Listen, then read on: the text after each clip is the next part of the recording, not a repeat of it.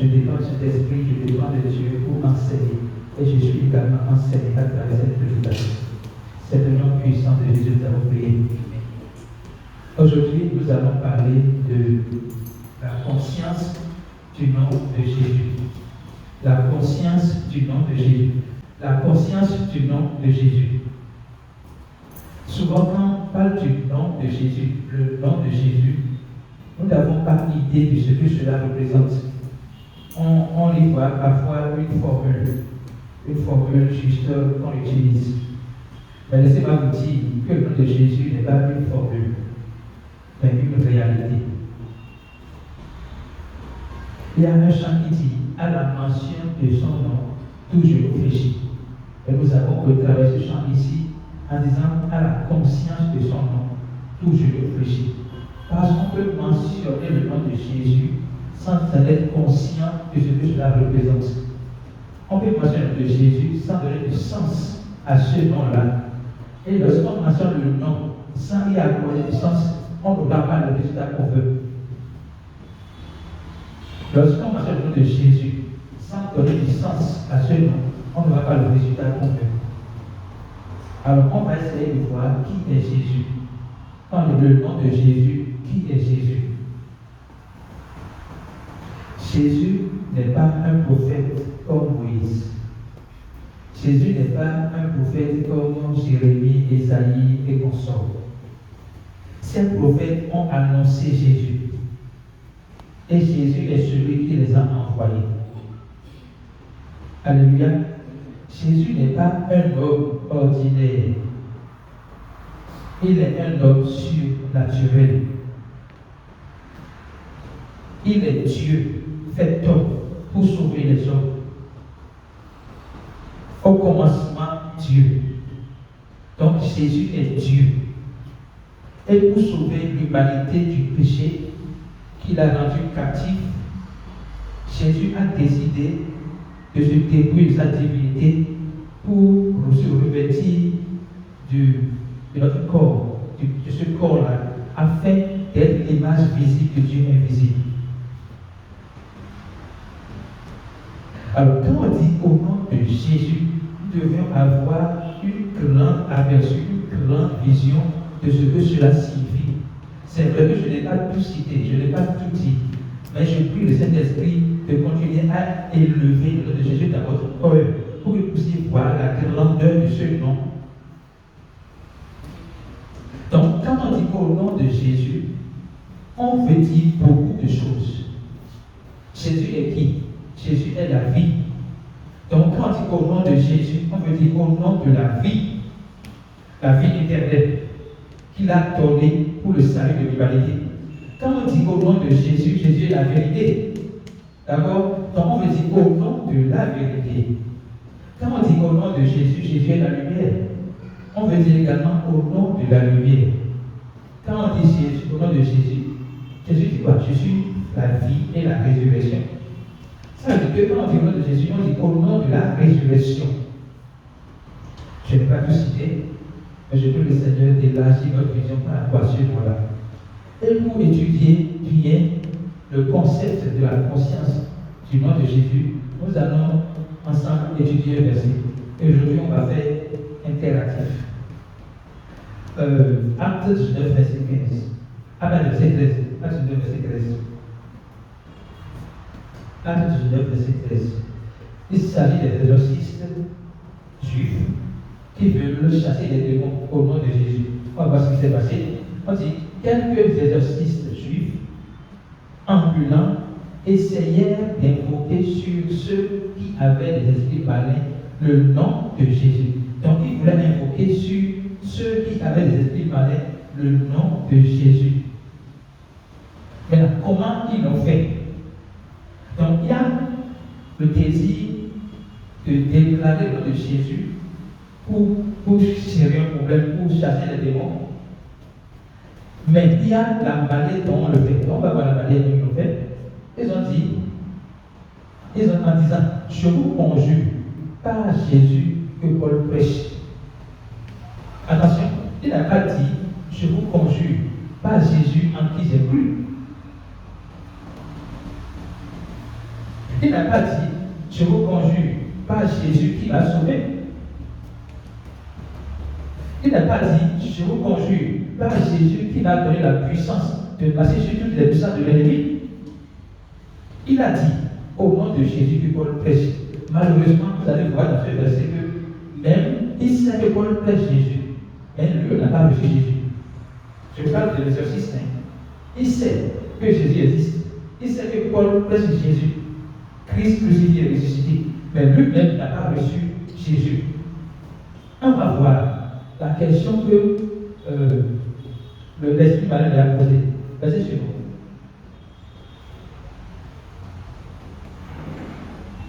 Et ceux qui faisaient cela étaient sept fils de Séba, juifs, l'un des principaux sacrificateurs. Oui, verset suivant. Maintenant, la question de l'esprit malin. L'esprit malin leur répondit, je connais Jésus. Je sais qui est Paul. Mais vous, qui êtes-vous? L'esprit dit, je connais Jésus. Et je sais qui est Paul. Mais vous, qui êtes-vous? On va se demander comment est-ce que l'esprit malin peut connaître Jésus? Et pourquoi il dit qu'il connaît Jésus? On va revenir là, mais avant dans Acte 5, s'il vous plaît. Acte 5, verset 4. On va passer à 4. Acte 5, verset 4.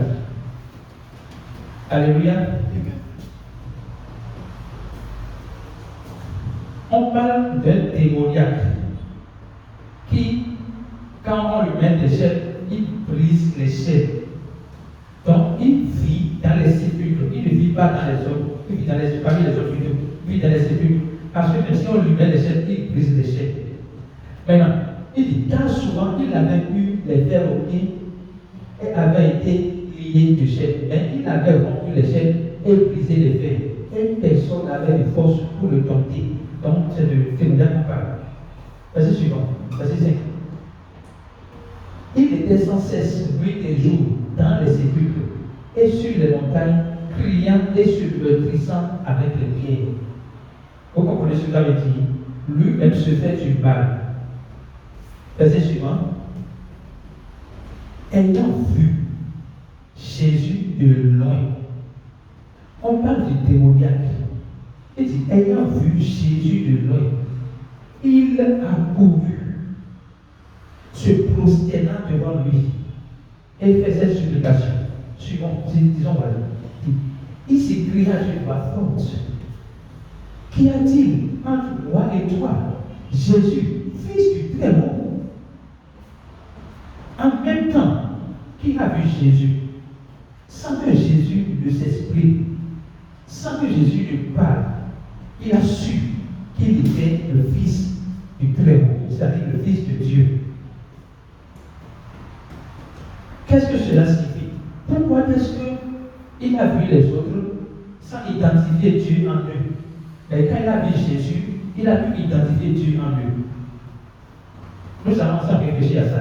Jésus est Dieu. Tout à l'heure, je disais, Jésus est Dieu, manifesté de la chair pour sauver les autres. Mais il y a une réalité que ce verset révèle. Jésus sait qu'il est Dieu. Jésus n'est pas seulement Dieu. Il sait qu'il est Dieu. Et il connaît son autorité. Donc la conscience qu'il a de ce qu'il est Dieu impose à tous ceux qui le voient de voir Dieu en lui. Je reprends. La conscience que Jésus a qu'il est Dieu impose à tous ceux qui le voient de voir Dieu en lui et donc de respecter la puissance de Dieu en lui. C'est pour cela que l'Esprit malin, au travers de l'homme, s'est prosterné, a commencé à supplier. Il dit, je t'en conjure au nom du Seigneur, ne me tourmente pas. On connaît la suite. Dieu a délivré ce monsieur et il est devenu normal. Ce que je souviens là est que, avant de dire au nom de Jésus, nous devons être établis, enracinés dans notre identité en Christ. Je ne sais pas si le démon peut poser une question du genre à quelqu'un parmi nous ici. C'est Bigo. Je connais Paul, je connais Jésus.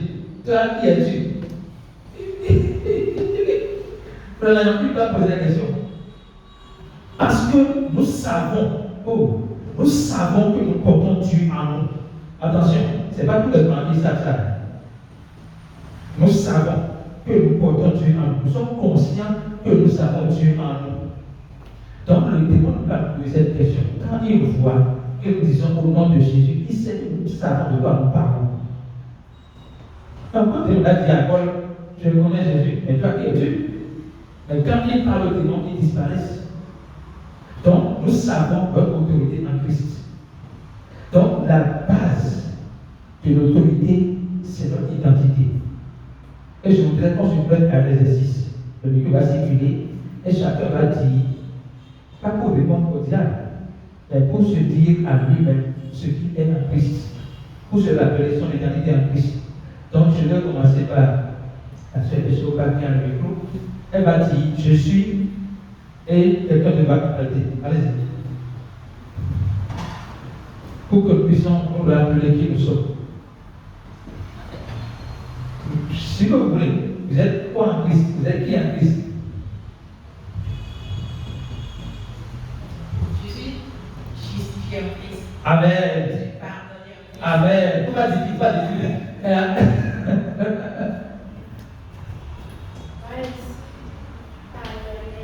Oui. Amen. Micro derrière. Je suis héritier en Christ.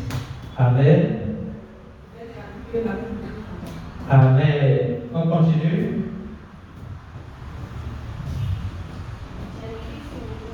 J'ai Christ en moi. Ça, c'est ce que tu as, ce que tu es.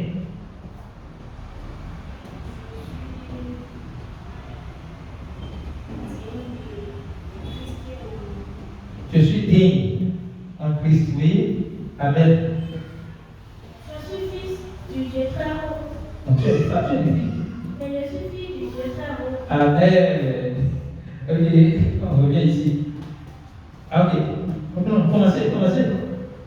N'ayez pas peur. En fait, écoutez. Le diable veut nous faire douter de qui nous sommes. Avant de vous le continuer. Quand il a voulu garder Jésus, il a dit quoi? Si tu es fils de Dieu, fais ça. Comme si on est fils de Dieu en faisant.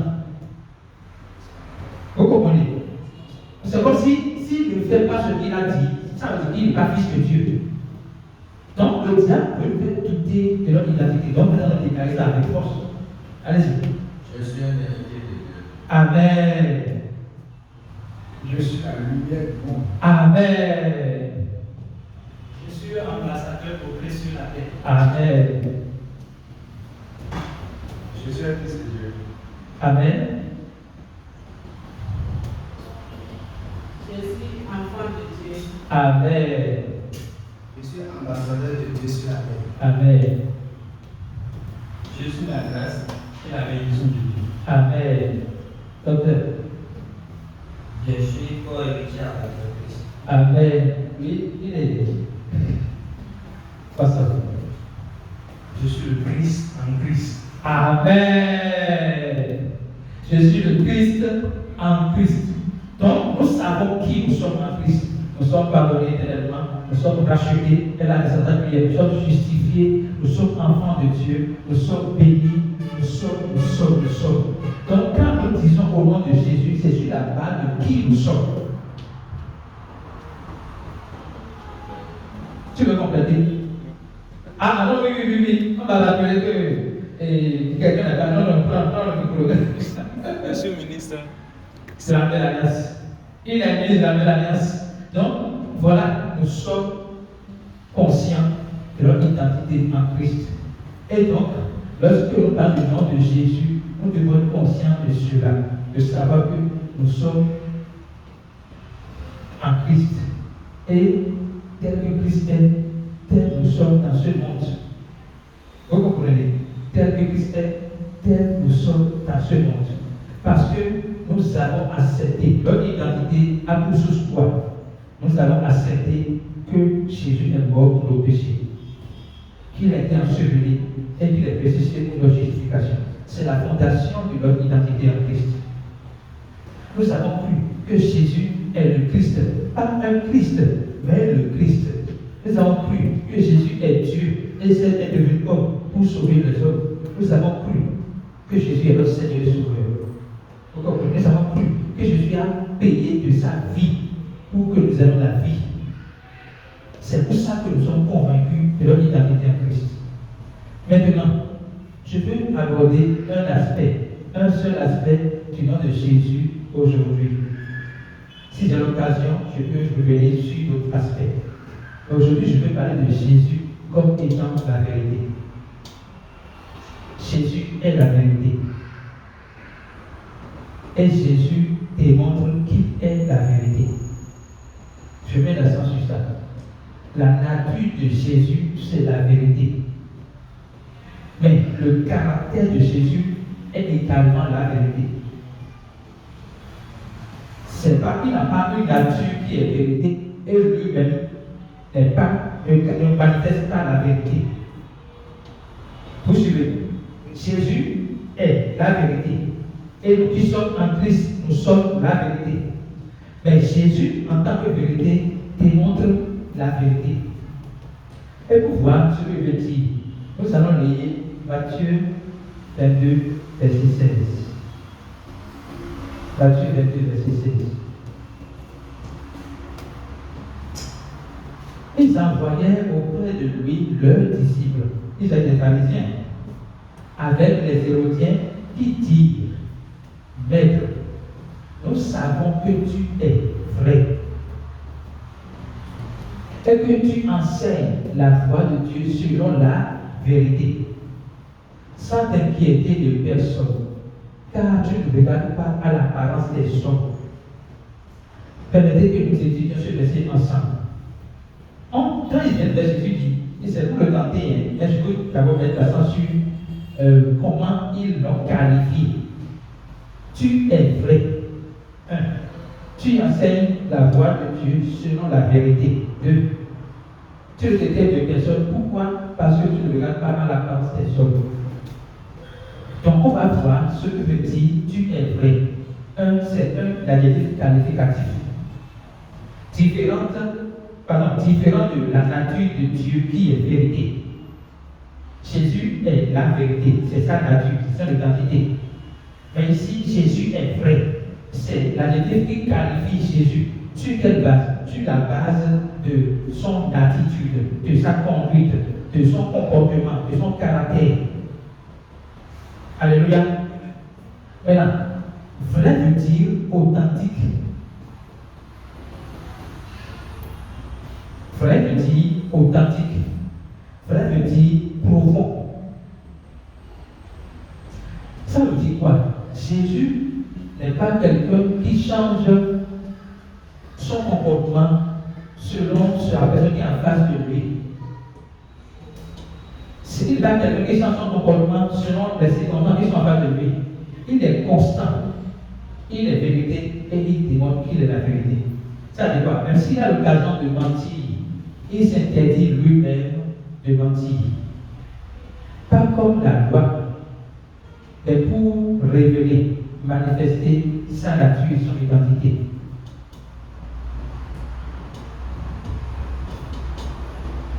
Tu ne regardes pas à l'apparence des hommes. Donc, l'apparence, on peut être apparemment vrai, sans être profondément vrai. Je vais insister sur ça pour une raison tout à l'heure. On peut être apparemment vrai, sans être profondément vrai. Or, nous avons besoin d'être profondément vrai pour manifester à un niveau, à une dimension très élevée, le nom de Jésus. Avant d'aller loin, je voudrais préciser quelque chose. Le nom de Jésus, c'est le nom que nous portons. Le nom de Jésus est le nom que nous portons. Mon épouse s'appelle Baridi. Mais quand elle va épouser, elle devient quoi? Madame Morgan. Donc, à partir de maintenant, c'est mon nom qu'elle porte. Donc, quand elle porte mon nom, elle se comporte en phase avec mon nom. On est d'accord. Si quelqu'un n'a pas quelque part à ses épouses de temps, ou bien nous aussi, nous qui sommes en Christ, la parole dit que Dieu a laissé sa divinité pour se réconcilier avec l'homme. C'est un mariage entre Dieu et l'homme, entre Jésus et l'homme. Nous sommes l'épouse du Christ. Donc, en tant qu'épouse de Christ, nous portons le nom de Christ, le nom de Dieu. Alors, quand nous portons ce nom-là, qui est vérité, nous sommes appelés à démontrer la vérité. Et la démonstration de la vérité est déterminante pour que nous puissions expérimenter la puissance du nom de Jésus à un niveau très élevé. Je donne un exemple très simple. Je suppose que je suis pasteur. Et je le suis, mais je donne un exemple. Et que on m'appelle maintenant, je suis à Gonville. Et je dis que je suis à Caracas. Qu'est-ce que je viens de faire? Je viens de mentir. Mais ce n'est pas le machin qui est le problème. Je viens de communiquer à mon esprit que je ne suis pas authentique. Que je ne suis pas vrai. Qu'est-ce que cela veut dire? Lorsque je vais utiliser le nom de Jésus qui est la vérité, pour dire au nom de Jésus, maladie soit guérie, ce n'est pas que le nom de Jésus ne fonctionne pas. Mais il y a un frein dans ma vie qui peut freiner la manifestation de la puissance de Jésus. Ça, si vous comprenez ce que je dis.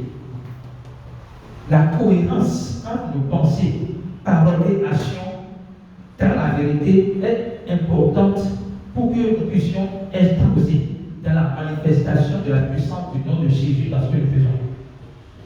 Alors, pourquoi le nom de Jésus? Ça dit quoi? Nous sommes appelés à manifester la vérité. Nous sommes appelés à démontrer la vérité. Nous sommes appelés à être authentiques. Quelles que soient les choses, nous nous tenons dans la vérité.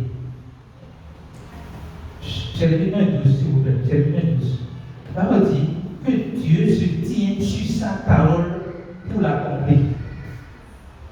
Dieu se tient sur sa parole pour l'accomplir.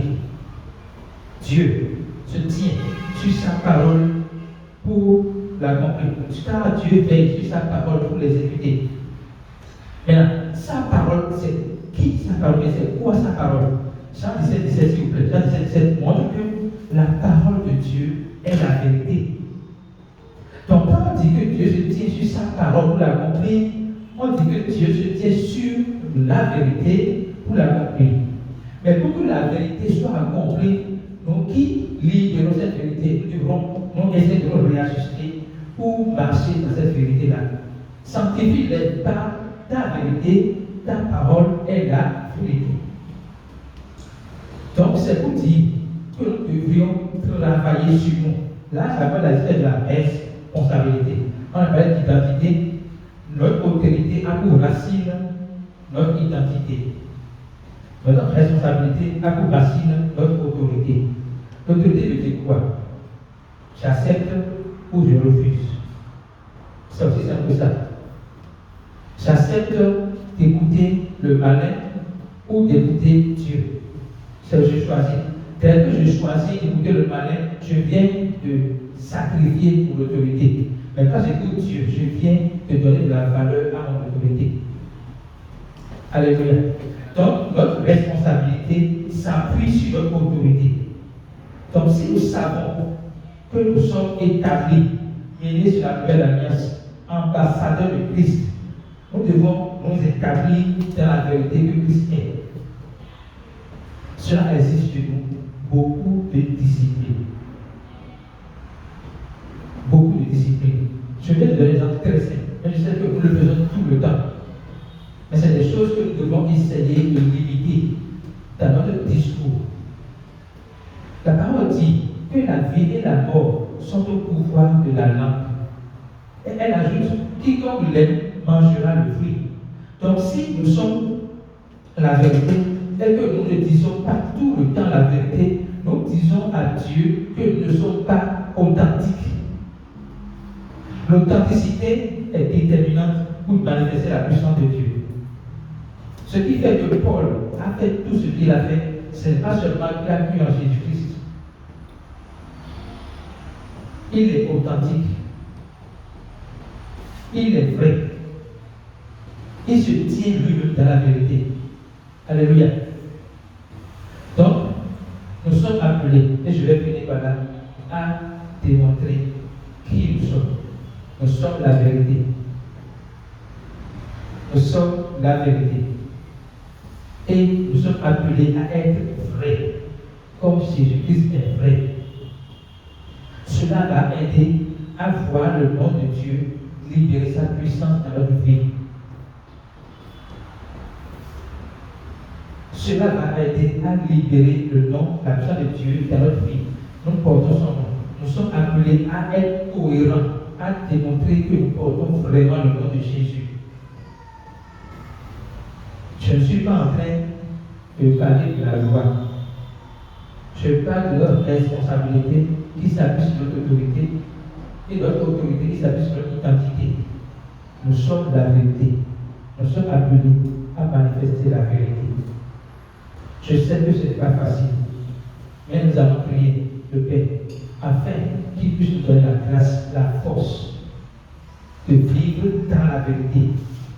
Dans ce monde-ci, ce n'est pas facile, mais nous allons demander à Dieu de nous aider à honorer son nom, à prendre conscience que nous portons son nom et à brandir son nom avec fierté, à nous tenir ferme dans la vérité.